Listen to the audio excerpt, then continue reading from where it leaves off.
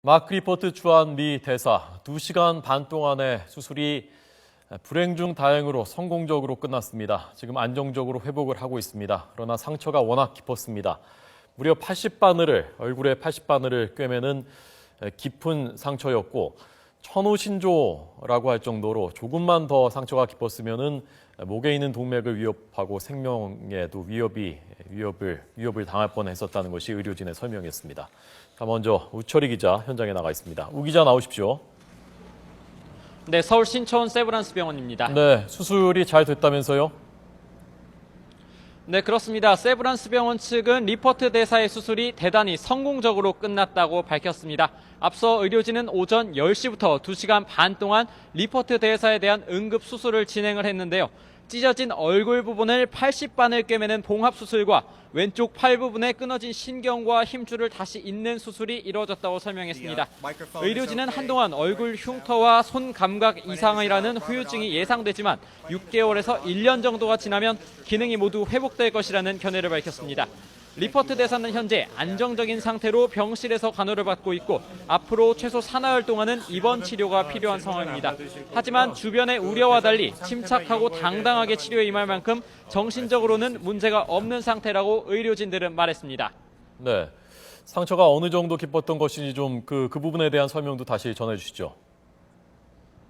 네, 상처는 오른쪽 턱과 왼쪽 팔 부분에 있었습니다. 먼저 의료진들은 얼굴 상처가 오른쪽 광대뼈에서 아래 턱까지 길이 약 11cm에 깊이 3cm 정도였다고 설명을 했습니다.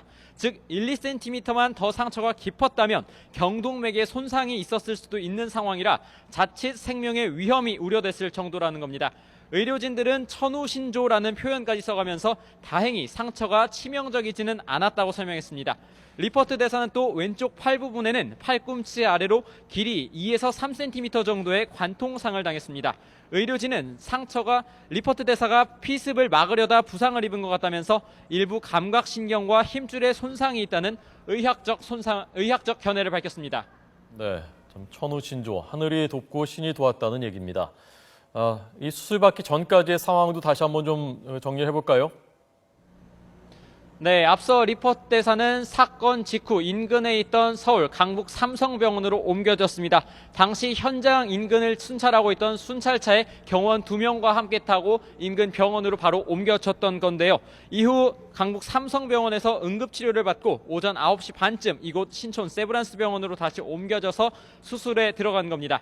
세브란스 병원은 지난 1월 리퍼트 대사 부부가 첫 아들을 출산한 곳이기도 한데 평소 친분 등이 고려돼 후송이 결정됐습니다.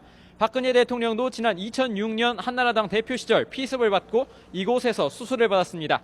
미 대사관 측은 리퍼트 대사의 회복을 빌어준 데 대해 우리 국민과 정부, 병원 측에 감사를 표했습니다.